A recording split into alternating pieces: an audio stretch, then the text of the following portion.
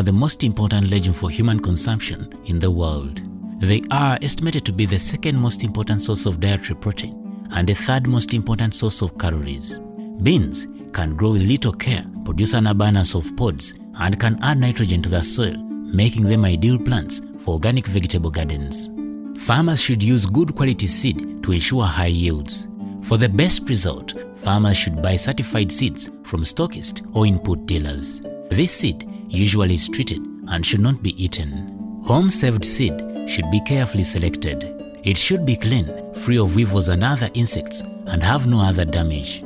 If you're planting to sell your beans, then it is important to use one variety so that the beans are of a single color and size and they cook and taste the same. Use treated seed to ensure good germination. Avoid steeply sloping land near a swamp, very sandy soils, and areas with shallow soil surface and a lot of porch grass. Look for signs that indicate high soil fertility. Beans require a fine and deep plowed seedbed of 20 to 30 centimeters for stronger root development and pest control. Beans can be planted as a sole crop or as an intercrop with other crops. Planting is generally recommended to be done at the onset of rains. Rainy seasons have changed in Uganda, and this may affect the growth of the beans. Farmers should know how wet or dry their soils are before planting. The soil should be moist. Very wet soils causes rotting of the seed and encourages fungal growth. In moist soils, the seed should be planted in holes of 2 to 3 centimeters. For dry planting, dig up to 5 to 10 centimeters to plant the seed so that it does not dry up and only germinates when there is adequate rain. For small seeded beans, plant 60 kilograms per hectare at spacing of 50 centimeters by 10 centimeters, while for large seeded beans, plant 100 kilograms per hectare at a spacing of 50 centimeters times 10 centimeters. Planting beans in rows makes it easier to weed the crop. If you're planting certified bean, put one seed in each hole. If the seed is obtained from other farmers or from farm supply shops, plant 2 to 3 seeds in each hole. The field must be well prepared by digging it well to remove all the necessary weeds.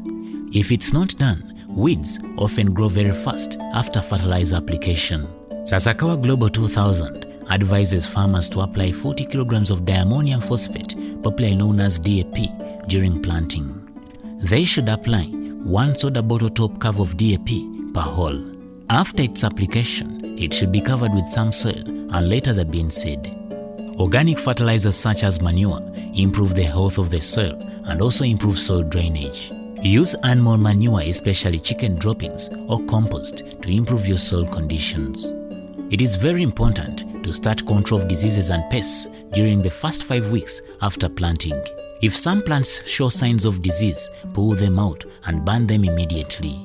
The farmer should check the field for diseased plants 3 times in a season. The first time should be when the plant is 10 days old.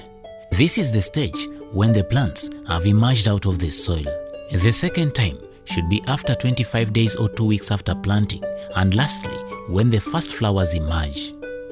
Since insects can damage seed of an entire crop, check the field regularly for insects.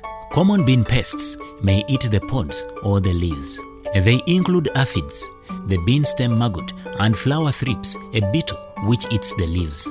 Insects can be controlled by spraying the crop with chemicals. For aphids and flower thrips, use 20 millimeters of dimethod or 4 teaspoons per 15-liter knapsack sprayer. Spray at least once at 3 weeks after germination.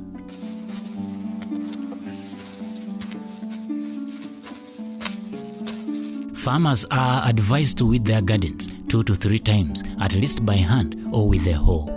Once the crop has grown tall, has developed its roots system, and is shedding the ground, weeds are less of a problem. The crop has become the stronger competitor, but until then, it needs protection by the farmer. Sasakawa also encourages farmers to use herbicides for specific crops, and any farmer intending to apply them is advised to use the recommended guidelines to avoid damaging the main crops. Beans are harvested when they have attained a physiological maturity.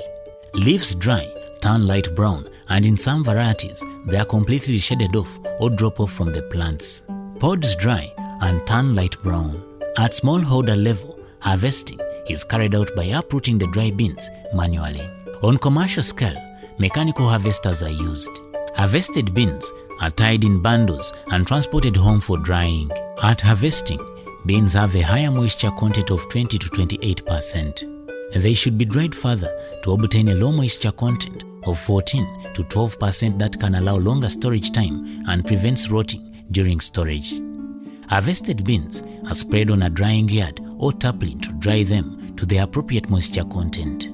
Drying beans in pods is carried out to prepare the beans for threshing. Well-dried pods open up easily whenever a small press is applied on them. This is a process of removing bean seeds from the pods.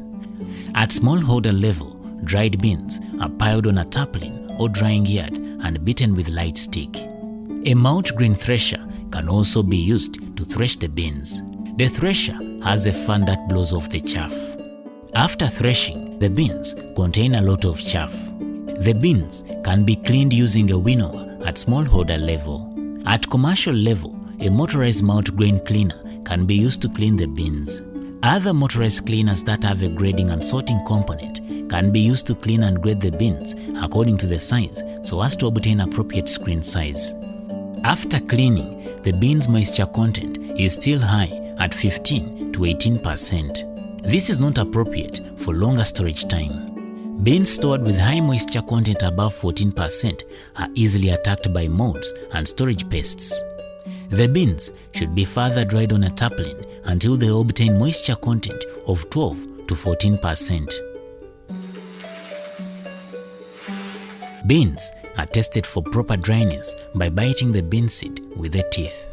Dry beans break into two cotyledons easily, while beans that are not properly dried will simply fold when beaten with teeth. Dry clean beans are stored for appropriate time for food security and better market prices. Farmers are advised to pack the dry beans in clean bags, seal and stack on pallets.